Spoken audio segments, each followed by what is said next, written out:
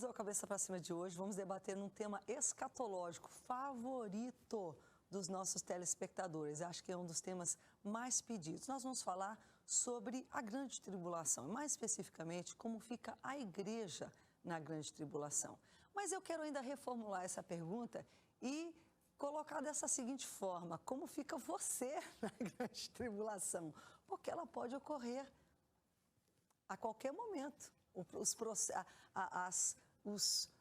O cenário, digamos assim, para que tudo aconteça, está aí de uma forma muito clara sendo montada. A Bíblia fala que nós não sabemos nem o dia e nem a hora, ninguém pode afirmar. Mas o que primeiro tem que acontecer para que a grande tribulação inicie? Então, tem muita coisa para a gente aprender no programa de hoje. A gente já começa o nosso programa agradecendo aos nossos telespectadores e, sobretudo, aos nossos semeadores. Isso mesmo, você que coopera mensalmente, uma oferta, orando, se participando aqui na Boas Novas desse projeto missionário e dessa forma patrocina, faz com que nós possamos estar aqui debatendo temas como esses. Vamos então ao informativo e voltamos com o debate. Estamos vivendo um tempo de relativa paz e tolerância para a igreja cristã. Esse momento não deve ser usado para justificar uma atitude de acomodação e apostasia, e sim como uma oportunidade única dada por Deus para a evangelização e o crescimento espiritual do seu povo. Dias virão em que muitos desejarão ouvir as boas novas, mas não poderão, pois os servos de Cristo estarão sendo impiedosamente perseguidos e caçados. A exemplo dos primeiros cristãos, os integrantes da última igreja terão que se reunir de forma secreta em comunidades subterrâneas. Essas comunidades deverão ter algum sistema de sobrevivência mínima e armazenamento de artigos básicos que permitam a sua existência e atividade evangelística nessa realidade difícil. Bem, para debater conosco hoje, temos o prazer de receber Nilson Carneiro, que é seminarista e professor de História e Ensino Religioso. Nilson, bem-vindo, muito bom tê-lo de volta aqui com a gente. Graças a Deus, o prazer é todo meu estar aqui de volta. Tá certo. Hoje temos pela primeira vez, muito bom receber Jairo Carioca, que é professor de Teologia e também psicanalista. Jairo, bem-vindo. Graças a Deus, para mim é um prazer muito grande estar aqui, né? Podendo participar desse programa aqui, sempre estive do outro lado, acompanhando na internet, na televisão. Que legal tê-lo aqui. Fico feliz de estar aqui. É uma honra para a gente também, Obrigado. tenho certeza. E os nossos telespectadores, isso é que é legal, né? Essa coisa dessa interação da pessoa que acompanha. Você que já conhece, por exemplo, né? O nosso decano aqui, o cara que está aqui acho que desde o início da Boas Novas, o pastor Edinaldo participa com a gente e é gostoso ter. E é nosso amigo, né? O Conhecer pastor Edinaldo é nosso amigo. Olha só que legal. E agora poder estar aqui com ele ao vivo no programa. Muito bom ter também, como já falei, o pastor Edinaldo Carvalho, que é pastor da Assembleia de Deus Madureira e palestrante de escatologia. Está com esse Escatom aí na mão, que é uma revista muito interessante que ele edita, um material maravilhoso, não só em termos gráficos, né, o visu, mas também, o mais importante ainda, o conteúdo. Já que a gente sabe que, às vezes, no que diz respeito à escatologia, tem muita coisa mirabolante, parece, por aí. Mas a gente já pode balizar, realmente, não que alguém seja dono da verdade, mas há geralmente uma linha ali que, né, a gente vem acompanhando e é por isso que é bom tê-los aqui, a gente encontrar. E às vezes até a gente diverge um pouquinho, isso é normal, porque é uma questão da interpretação. A palavra é a palavra. Embora que eu percebo que há uma convergência muito maior. A divergência propõe convergência, né? Com certeza, exatamente. Bem, o nosso tema hoje é a grande tribulação. E como é que a igreja fica nela? Mas antes da gente entender como é que a igreja vai ficar em algo, tem que entender o que é esse algo. Então, o que é, afinal, a grande tribulação? Em que momento ela vai ocorrer? Onde ela é descrita na Bíblia? Como é que é isso? Bom, eu queria saudar os nossos telespectadores, não é? Dizer que é muito bom estar, mandar um beijo para a minha Glorinha, ore por nós. É um tema em que o inferno se levanta para tentar obstruir a visão e a perspectiva da grande tribulação da mente dos crentes em Cristo, da mente do povo, da humanidade em geral. Porque se não houver a perspectiva de uma grande tribulação, através da qual a terra irá perecer em juízo, as pessoas vão cada vez mais se afastarem de Deus, cada vez mais darem margem às suas próprias idiosincrasias, às suas próprias deformidades. Pastor, o senhor me permite um paralelo? Pois não. Seria o equivalente à impunidade que ocorre no Brasil. Exatamente. A gente tem tanta impunidade no nosso país que a maioria das pessoas, 8% dos crimes cometidos no Brasil, efetivamente vão a julgamento e são apenados. Exatamente. Então, por que há tanto crime? Porque a pessoa, eu não vou... Impunidade. E tudo isso será cobrado. Haverá julgamentos. Esse jogo não vai terminar assim. Inclusive desses crimes todos que as pessoas fizeram que diante dos homens não pagaram, mas está tudo no livro de Deus, tudo né, no livro de Deus. Deus não vai deixar as coisas acontecerem sem a sua devida cobrança. É por isso que a grande tribulação é o primeiro estágio do juízo de Deus. Porque o segundo estágio é a condenação eterna. O primeiro estágio acontecerá na terra. A grande tribulação, embora Jesus tenha falado lá em Mateus, dizendo assim, nunca haverá dias como estes, nem no passado, nem no futuro. Nossa. Isso será uma grande tribulação, até mesmo porque se esses dias da grande tribulação não fossem abreviados, ninguém escaparia. Mas por causa dos escolhidos, estes dias serão abreviados. Portanto, a grande tribulação, ela está revelada no texto bíblico, a começar pelas manifestações e oráculos e inspirações dos profetas.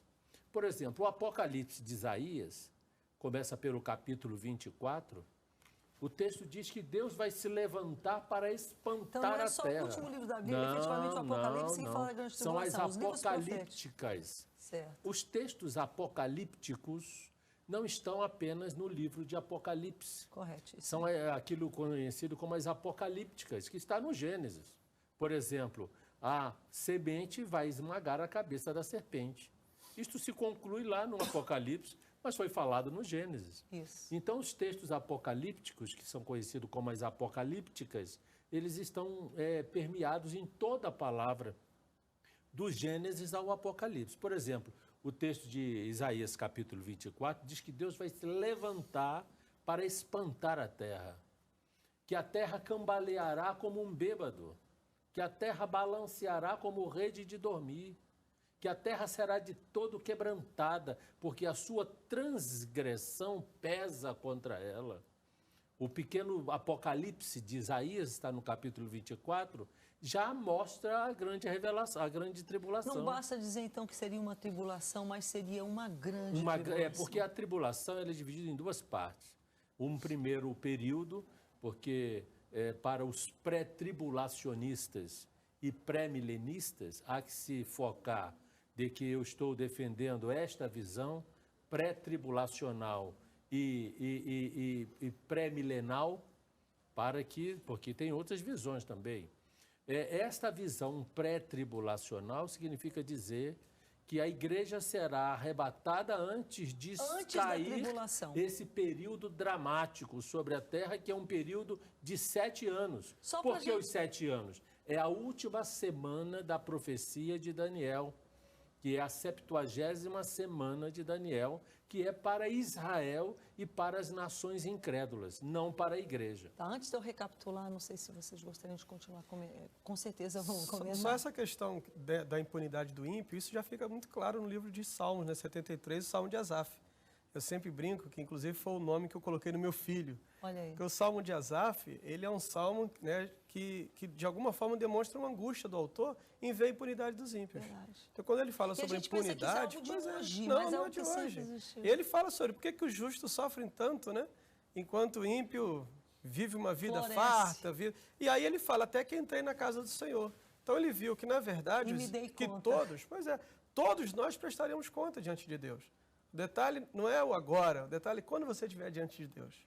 Esse é que é o detalhe. E aí o Asaf fala, quando estivermos diante de Deus. E aí ele viu que essa pseudo-impunidade, na verdade, é inexistente. Todos nós iremos prestar conta daquilo que fizemos. Rapidinho, Jairo, a gente, claro que esse momento de prestação de contas, nós sabemos que será o juízo final. Agora, aquele momento preparatório para esse juízo será justamente a grande tribulação. Então, aí, quando você perguntou, Rebeca, sobre a questão da grande, né, esse termo, como é que surge esse termo grande tribulação? O pastor Edinaldo falou com maestria, né, sobre uma visão, que é o pré-tribulacionismo e o pré-milenismo. Né? Eu já faço uma divergência quanto a isso, né? Antes de nós entrarmos em relação à igreja, o papel da igreja na tribulação, é preciso entender como é que surge esse termo, né? Onde surge o termo grande tribulação? Esse termo grande tribulação, ele não surge só dentro do contexto bíblico, ele surge dentro do contexto, né, de Israel, e é um termo que vai surgir pela primeira vez em um livro apócrifo, que é o livro de Enoque. Então, o livro de Enoque, ele é o texto, né, o livro que vai pela primeira vez citar a grande tribulação. Isso foi escrito mais ou menos por volta do 2º século antes de Cristo. Então, que é muito antes de se pensar em Novo Testamento e no advento do próprio Cristo, você tem um livro pseudo, daquela época chamada Chassídica, né? Ali naquilo que é chamado os filhos de Zadok, na comunidade essênica. Nós estejamos construindo a nossa história, falando de um contexto histórico social, né? Estou falando de um contexto histórico social, porque a Bíblia ela é escrita. Mas você falou que diverge, já que a gente não tem muito tempo. Sim. Você né? Então mid, como é que fala no meio? Meso, né? Meso. É aquela coisa, né? Da divergência que converge, né? Sobre a questão, por exemplo, que o pastor falou da 7ª semana, dos 7 dias, né? Eu acredito que a tribulação ela se estende até esse período, e então aí nesse período a igreja é arrebatada. Vocês concordam então que a grande tribulação terá 7 anos de duração? Biblicamente há esse direcionamento. Eu não entro nessa questão literal dos 7 anos. Entendi. Eu acredito que a tribulação ela vai chegar a um período onde, quando ela se tornar... Porque a tribulação ela tem 2 objetivos, né? Tem o objetivo, na minha visão, da purificação da igreja, por isso a igreja está na tribulação, e também de Israel. Então, a última semana é especificamente para Israel. Afinal, você é mesmo ou é pós? Com o pastor. Você é mesmo ou é pós? Eu acredito que a igreja vai ser tirada mais ou menos ali no meio, depois que sofreu um pouquinho no final. Falar mesmo ou pós, né? Vamos lá, Nilson. Bom, como já foi colocado aqui, a questão do termo, a questão do que é a grande tribulação, eu concordo, mas eu me identifico como pós-tribulacionista, né? E eu uso assim como base... Está com um bom empate aqui hoje.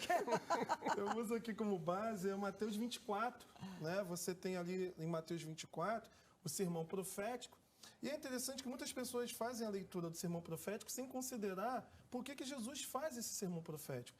Então, se você, né, quem está nos assistindo, pegar o Mateus capítulo 24, você pega os primeiros versos, Jesus ele está dizendo o seguinte, que lá no final do capítulo 23, ele está sentenciando Israel. Ele está falando que Israel vai receber um julgamento por ter rejeitado o Messias. É ali que ele fala, Jerusalém, Jerusalém, que mata os profetas. Correto. E ali ele está dizendo que aquela geração ia haver o julgamento. E aí então, Jesus depois ele sai do templo, ele olhando para o templo, ele fala que não vai ficar pedra sobre pedra do templo de Jerusalém. E aí os discípulos fazem 3 perguntas. Quando é que o templo será destruído? Quais são os sinais da tua vinda? E quais são os sinais, né, dos fins dos tempos? Aí Jesus ele começa a discorrer o chamado o sermão profético, do verso 15 ao verso 22, a profecia ela já foi cumprida, que foi a destruição do templo. E quase todos os teólogos, comentaristas concordam, exatamente porque General Tito, no ano 63, ele sitiou Jerusalém, houve um período de grande tribulação para o povo de Israel, o próprio Flávio Josefo, ele participou, ele foi afetado. Diz ali a história dos hebreus que houve suicídio coletivo, que houve matanças ali para comer, porque ficaram sitiados, então comeram carne humana. E depois, no ano 70, Tito invade. Tito ele era filho de Vespasiano, imperador romano. E aí você tem uma matança de mais de 1 milhão de judeus. A questão toda aqui é que quando você lê esse texto, um outro historiador chamado Eusébio de Cesareia, ele fala que alguns discípulos lembraram da profecia, de que o abominável da desolação, conforme a profecia de Daniel, estava vindo. E o que esses discípulos fizeram? Correram para os montes, semelhante àquilo que Jesus havia falado. Eusébio de Cesareia, ele vai dizer que aqueles que ficaram, os discípulos judeus cristãos, eles, por não terem fugido, eles sofreram e, de acordo com a profecia, por amor aos escolhidos, Deus o quê? Abreviou o tempo. Então, essa profecia aqui, você pode notar que o templo ele foi derrubado no ano 70. O evangelho de Mateus, Marcos e Lucas foram escritos antes do ano 70. Portanto, você vai ver esse mesmo relato aqui da profecia de Jesus. Porém, o livro de João, o Evangelho de João foi escrito depois do ano 70, onde a profecia já não era mais profecia, era fato histórico. Todos os pais da igreja, aqueles que viveram posteriormente aos apóstolos, aqueles que tiveram a ter contato com os apóstolos, fazem este tipo de leitura. Mas o texto ele depois vai continuar dizendo sobre o quê? Os sinais dos fins dos tempos e os sinais da vinda de Jesus.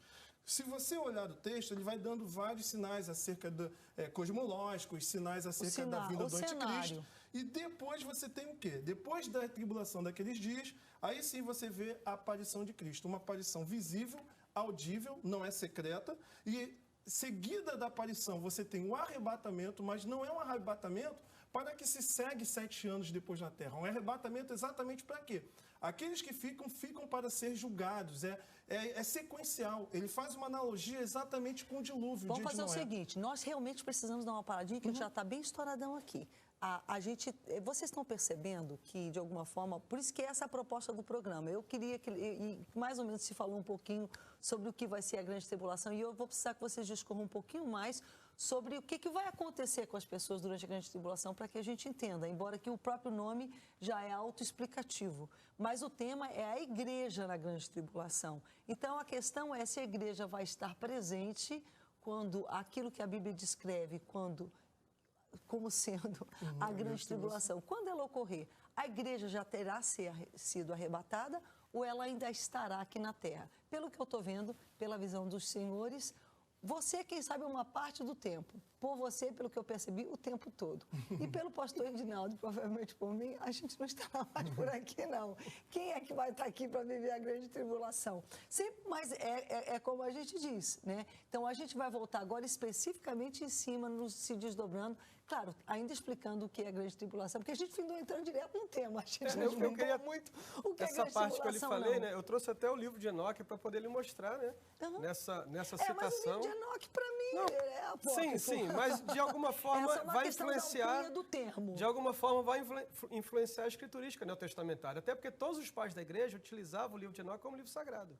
O livro de Enoque ele se tornou espúrio depois. Os pais da igreja não sabem mais do que nós hoje. Sim, pastor. Mas olha só, de onde surge o termo grande tribulação? Mas isso, eu acho que isso o termo, né? Que foi a sua pergunta inicial. Isso ficou claro. Como surge? Então, surge a partir desse contexto social. Que a primeira menção foi essa, exatamente. E depois os escritores que efetivamente, a gente sabe, por direção do Espírito de Deus, que foram considerados os inspirados mesmo, que entraram, porque o que tinha que ter entrado, Deus tem como colocar. Entrou. Tinha que entrar, entrou. Dentro de contexto histórico, social, agora entrou. A questão é, como é que fica a igreja nesse contexto? A gente volta já. Cabeça pra cima. Estamos aqui com o debate pegando fogo também no intervalo. Afinal, o tema é a igreja e a grande tribulação. Onde é que a igreja vai estar? E uma coisa tem que ficar claro. A grande tribulação, quando a gente fala a igreja e a grande tribulação, não significa que ela vai atingir só a igreja, não. Vai atingir todo mundo que estiver na terra. A questão é se a igreja vai estar na terra a essa altura ainda ou não.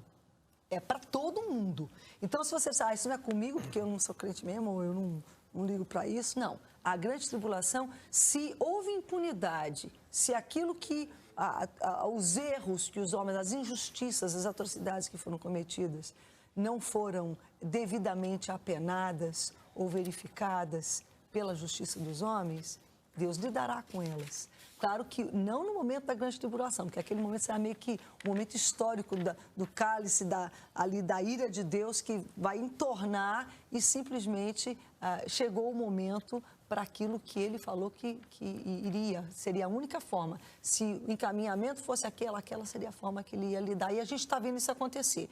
A gente sabe que o juízo propriamente será no juízo final. Agora, aqueles que estiverem na terra naquele momento, com certeza, vão viver esse momento de tribulação que traduzirá, sim, que há providência de Deus para aquilo que ultrapassa os limites que ele estabeleceu. Agora, a questão é, a igreja vai estar aqui na terra quando a grande tribulação ocorrer ou não? E a gente já percebeu no primeiro bloco que há divergências aqui. Nós não vamos, claro que cada um vai continuar sustentando, mas a gente quer levar e esclarecer às pessoas, então, o arrebatamento, ele levará a igreja Por que o senhor acha que é antes e por que você acha, por exemplo, já o pastor, Pedro, eu não estou acostumado, o Jairo. Fixou o carioca. Não, pode falar o carioca. Pronto. Jairo, você já não tem uma visão tão, assim, definida, embora que você é mais para o meio. Eu não vejo da forma como... a igreja está presente ainda um período... Um período, sim. Eu não vejo dessa forma como o Nilson colocou, sobre a questão, né, de Mateus, essa parte do Mateus 24, já se fechou. Né? Eu vejo que a profecia ela diz respeito aqui, o agora, é claro, que quando os escritores estavam escrevendo, estavam se referindo a uma época. Mas também ela aponta para o futuro, né? Só rapidinho corrigindo, eu falei que fechou só a primeira parte do juízo de Israel. E não com relação à grande tribulação. Então, por exemplo, eu acho que a em Mateus 24... tem muito a ver com o juízo de Israel. Será aquele momento... Não. É o seguinte, pastor, olha só. A gente não pode abrir mão do entendimento do cenário, do contexto.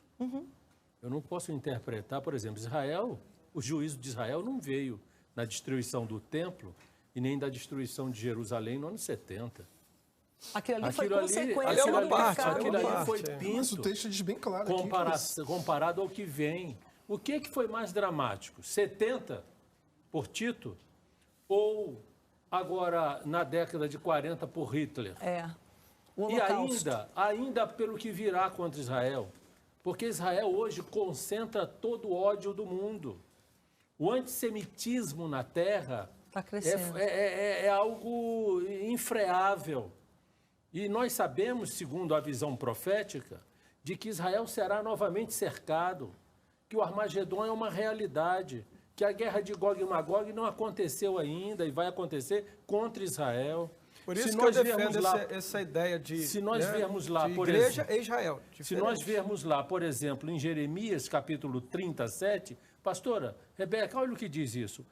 Que grande é aquele dia, e não há outro semelhante. É tempo de angústia para Jacó. Ele, porém, quem? Jacó, se livrará dela. Tem várias informações aqui. É um grande dia que nunca houve nem haverá.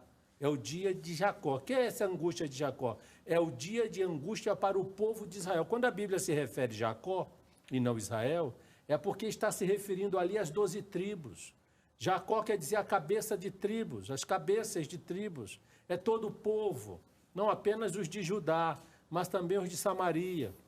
Todos da dispersão, todos do povo original das 12 tribos, filhos de José.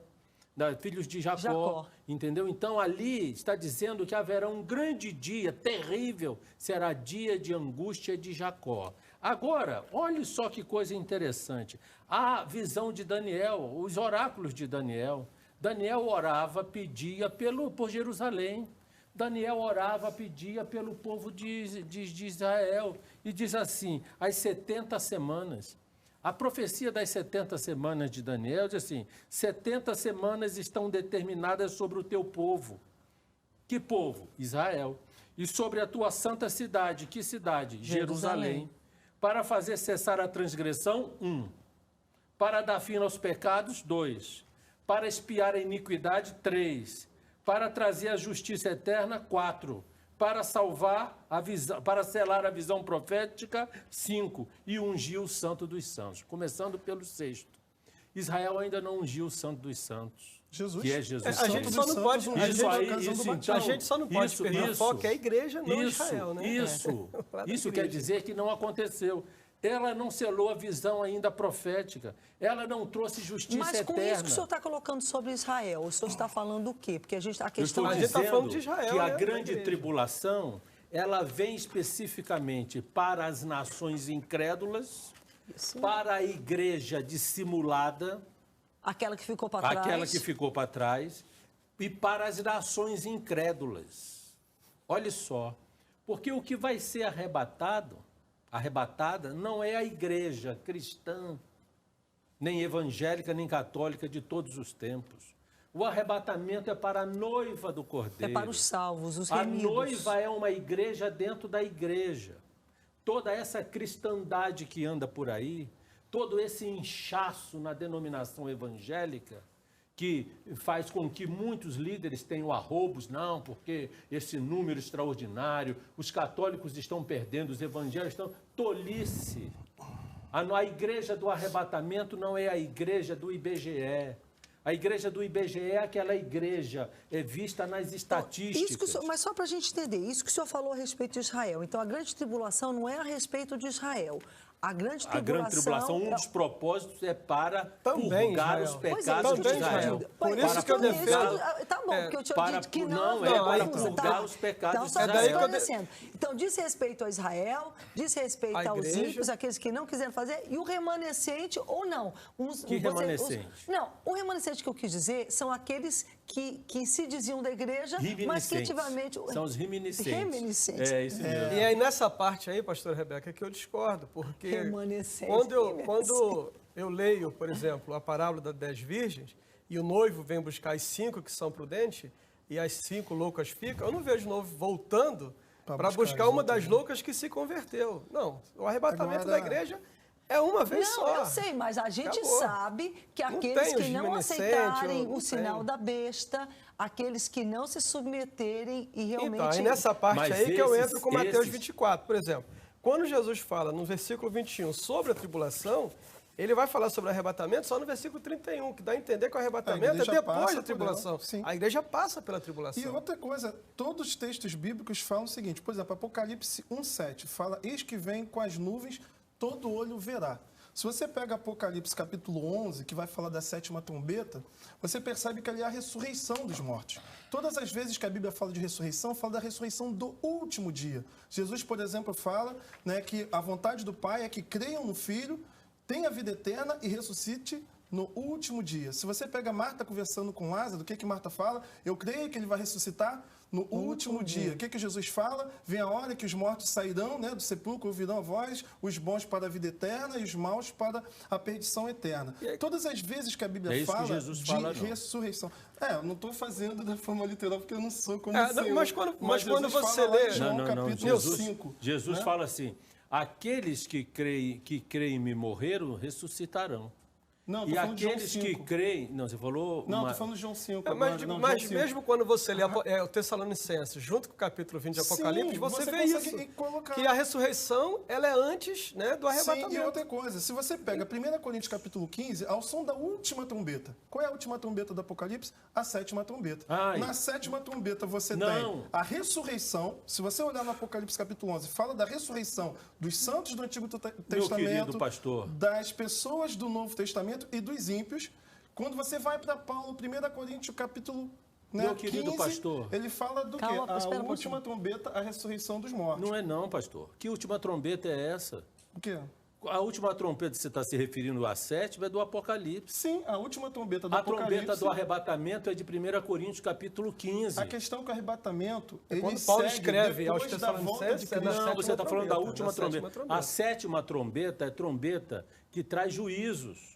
E a ressurreição dos mortos. Não, senhor. Olha que a ressurreição. Vai ver 1 Coríntios, capítulo 15. Capítulo 11 de Apocalipse. 1 Coríntios, capítulo 15, pastor. Abra aí, por favor. Capítulo 15, 52. Apocalipse 11. Vamos fazer o seguinte, a gente tem que ir para o break, mas a gente volta já, elucidando, cada um apresentando esses dois textos que lidam com essas questões que a Bíblia cita como sendo elementos, digamos assim, há uma ordem, não é verdade? E a gente percebe que alguns interpretam que o momento em que a igreja vai ser arrebatada, ou seja, vai subir para a presença do Senhor, é aquele momento antes dessa grande tribulação, porque tribulação a gente já está vivendo hoje, mas a grande tribulação ocorrer, enquanto que outros acham que efetivamente a igreja vai estar presente ainda durante essa grande tribulação e já para o final, quando estiver perto do juízo, então a igreja será arrebatada e virá o juízo final. A gente vai ouvir os textos já. Cabeça pra cima.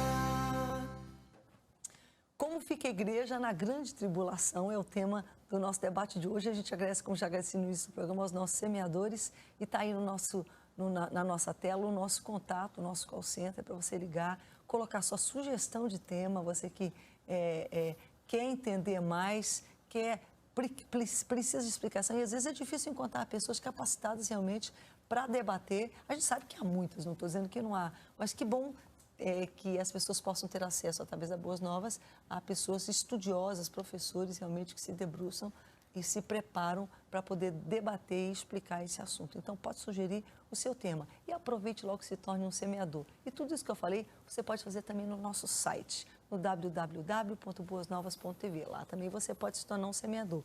Se você usa tablet, smartphone, celular, você pode ter no seu celular o aplicativo da Boas Novas. É fácil, é na loja do iOS, que é o App Store, ou do Android. Como é que chama do Android, hein? A loja, eu não sei o nome. Mas, enfim, lá é gratuito, você baixa e você pode ter acesso a programas, já ali conteúdo, bastante conteúdo, já de coisas que já foram para o ar recente. Você pode rever algum programa que você perdeu. Você pode ter acesso ao streaming, ou seja, assistir propriamente a programação que está no ar. Todas as mídias sociais, todas as formas de interagir com a gente. E também você pode ouvir as nossas rádios, as Boas Novas aí pelo Brasil afora, onde a gente está no ar. Muito boa qualidade, algo muito legal de ter ali à mão, interagindo com a gente. Bem, para a gente tentar não só ficar, de certo modo, na polêmica da coisa, já ficou claro as linhas de vocês, a gente ficou de cada um trazer um texto aqui que tenta demonstrar se realmente a igreja vai estar aqui na grande tribulação ou não. Mas para a gente fechar o tema, o programa, eu gostaria também que a gente se dedicasse um pouquinho mais explicando sobre o que vai ser a grande tribulação, o que vai acontecer durante ela e o que virá depois dela. Pastora, mas sim. Deixa eu lhe falar aqui bem uma rápido, coisa. todo mundo tentando ser o mais objetivo possível. Eis que vos digo um mistério. Primeiro, pega a sua Bíblia aí. Eis que vos digo um mistério. 1 Coríntios 15, 51. Paulo falando isso, vai dizer um mistério. Que nem todos dormiremos, nem todos vamos morrer. Mas transformados seremos todos. Ou seja, estaremos vivos. Então há uma geração viva que vai ser pega de surpresa pelo arrebatamento. Muito bem. Aí ele diz assim, vai ser no momento. No abrir e fechar mais de olhos. rápido do que o segundo. Num abrir e fechar de olhos, ao ressoar da última trombeta. Foi o que o pastor Marcos falou. Seminarista Nilson. Desculpe, seminarista Nilson. Desculpe, pastor seminarista. Ele diz assim, ao ressoar da última trombeta. A trombeta soará, os mortos ressuscitarão primeiro, incorruptíveis, e nós, os que estão vivos, seremos transformados e arrebatados. Que última trombeta é essa? É a última trombeta do Apocalipse, capítulo 7? Do capítulo 8 em diante? A 7ª trombeta? São 7 trombetas. Então, a igreja vai esperar tocar as 7 trombetas que trazem os juízos? É o que o texto diz. Somente na 3ª trombeta haverá o absinto caindo na terra. Peste, fome, guerra, exatamente a grande tribulação ao toque da trombeta dos anjos. Essa última trombeta aqui não são trombetas angelicais. Aqui fala a trombeta de anjos. Não, aqui fala a última trombeta. Vamos identificar essa última trombeta? 1 Tessalonicenses 4,16. Portanto, o Senhor mesmo, dada a sua palavra de ordem, ouvida a voz do arcanjo e ressoada a trombeta de Deus. A trombeta do Apocalipse são trombetas sopradas por anjos. A trombeta que vai nos arrebatar é a trombeta de Deus, que ele se refere à última. Mas se a Bíblia diz que é a última trombeta, de 1 Coríntios, capítulo 15, verso 52, tem uma primeira trombeta também, está lá em Êxodo, capítulo 19, quando Deus veio sobre o Monte Horebe, no Sinai, para trazer a lei para o povo de Israel, veio ao som de trombetas. Foi ali que Deus toca a sua primeira trombeta, para se comunicar ao povo, dizendo assim, olha o paralelo, pastora, olha, diz Moisés a este povo, diz a este povo, trombeta de Deus, trombeta de Deus, e a trombeta tocava, e a trombeta ia tocando, e aquele povo estava santificado, porque Deus disse assim, olha, santifique-se 1 e 2 dias, para que no 3º dia eu venha, e encontre vocês purificado, santificado, com as suas vestes lavadas. Esse paralelo se faz agora. Jesus, há 2 dias, 2000 anos, voltou ao céu. E no terceiro dia, nesse tempo que estamos vivendo, ao soar da última trombeta, que não é a trombeta do Apocalipse, não, é a trombeta de Deus, que vai arrebatar. A sua visão já é que essa trombeta do arrebatamento é a última que já vai ser no final de tudo, e a igreja vai passar por toda aquela luta. Exatamente, porque quando troca a última trombeta... Então você não quer estar vivo naquele momento que a igreja vai... Não, eu acho que é o seguinte, se Pedro foi crucificado de cabeça para baixo, Paulo decapitado, Policarpo, discípulo de João... O que tem a ver isso? Eu acho que a igreja moderna ela está pensando num purgatório evangélico, de uma segunda chance de arrependimento. A verdade é que a Bíblia não fala de arrebatamento secreto, em texto algum. Nós subiremos para encontrar com Cristo nos ares, e a semelhança do que aconteceu nos dias de Noé. O que aconteceu? Entraram na arca e em seguida veio o juízo de Deus. Apocalipse, Noé capítulo prefigura 11, Israel, não a igreja. Mas isso aí, a Bíblia fala o seguinte... que prefigura a igreja. Daniel, aquela profecia de Daniel, se você ler Daniel 9:24, ele divide em quê? 3 semanas. 7 semanas, 62 semanas e a última semana. Se você ver o verso 24, tudo aquilo se cumpriu na pessoa de quem? De Cristo. Ele cessou as transgressões, ele é a justiça eterna introduzida, é ele que sela as profecias. Para Israel? A palavra... Para Israel? Para Israel, para Daniel estava falando a respeito do povo de Israel e da cidade. Posso falar? Seminarista. Só um momento. A profecia era para Israel. 70 semanas. Não há nada no texto, exegeticamente, que comprove que é uma lacuna. Isso é malabarismo em cima do texto. Se há um espaço de tempo da última semana, da penúltima para a última, deveria também haver da primeira para a segunda. O texto é bem claro, 70 semanas estão determinadas. Quando eu li aquele texto de Mateus, Jesus falou que esse juízo vai cair sobre Israel e esta geração verá. E a pergunta foi bem clara, quando é que o templo vai ser destruído? Não é um templo futuro. As transgressões foram cessadas com a morte do Messias, com a morte do ungido. Ele sela o pacto. Que pacto é esse? O termo ali é gabá. Ele confirma. Não, ele está vendo a teologia realizada, a escatologia realizada. Olha, veja só que a gente não pode, eu posso até no meu pequeno conhecimento, mas eu estou só tentando manter a gente no tema. A questão de ter ocorrido ou não, eu até acho que aquela palavra diz respeito àquele templo que foi destruído. Sim. E agora, outras... Grande tribulação vai vir. Eu não sou isso. Então, pronto. Pastora Rebeca. Eu digo que a profecia ela é para o passado, para o presente e para o futuro. Isso. E a igreja ela passa pela grande tribulação como meio de quê? De purificação. A Bíblia diz o seguinte, que o Espírito Santo desceria sobre a igreja para quê? Para capacitar a igreja a ser mártir. Quem é a mulher do capítulo 12 de Apocalipse? É Israel. Quando você, voltando para o nosso tema, né? Voltando para o nosso tema, quando a gente lê esse versículo que o pastor Edinaldo citou de Tessalonicenses, com o capítulo 20 de Apocalipse, quando você faz esse encaixe, você vê que o arrebatamento da igreja, ele é junto com a ressurreição. Agora, o objetivo é a igreja, né? A pergunta, a igreja no arrebatamento. Eu vejo que a visão pré-tribulacionista é uma visão romanceada, é bonita, entendeu? Ela vende, por exemplo, a Já Vista o Deixados para Trás, vendeu bastante, faz filme.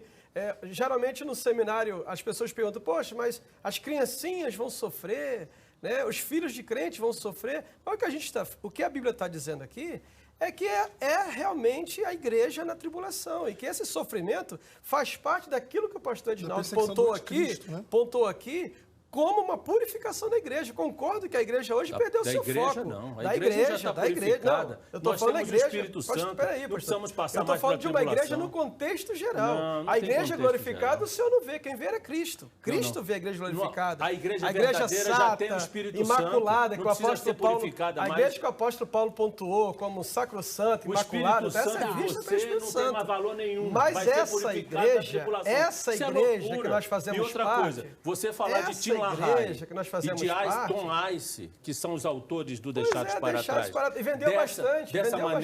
Dessa maneira, é uma falta de respeito. Porque o Tim LaHaye e o Tom Ice e viraram filme hollywoodiano. Mais tempo do que você tem de viraram idade. Filme hollywoodiano.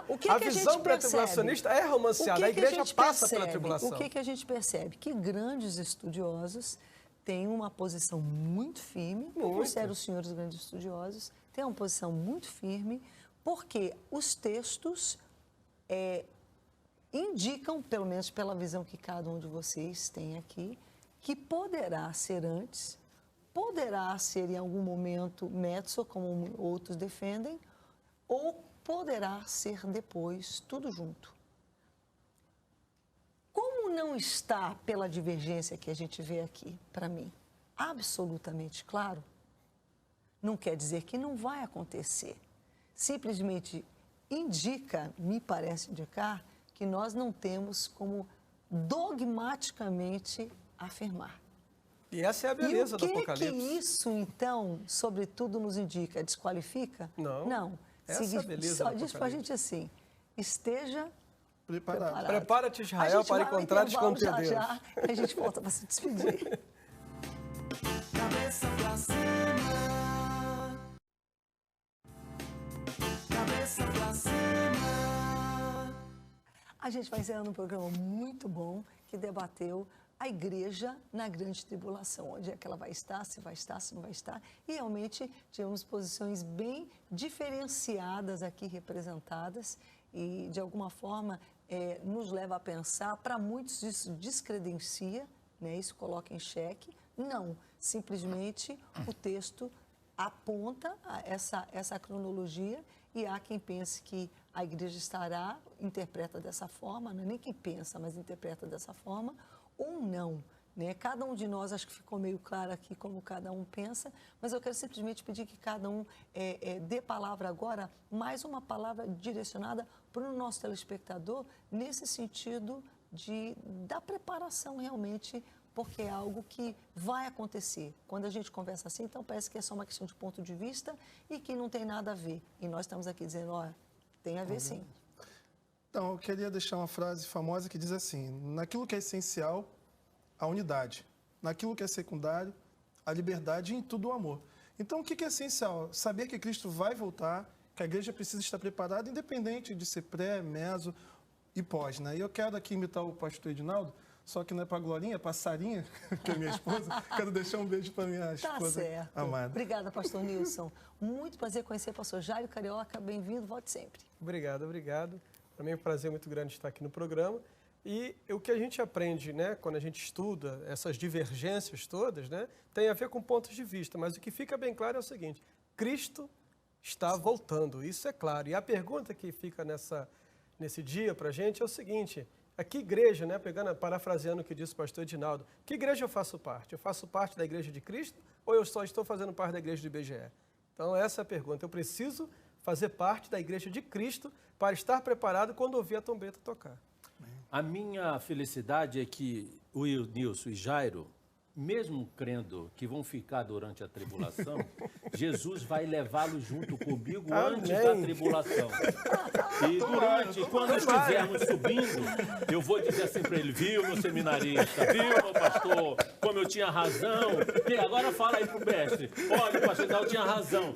Nós não fomos destinados para a ira. E eu quero deixar para você, querido telespectador, exatamente esse versículo de Romanos 5:9. Diz assim: logo mais agora, sendo justificados pelo seu sangue, seremos por ele salvos da ira.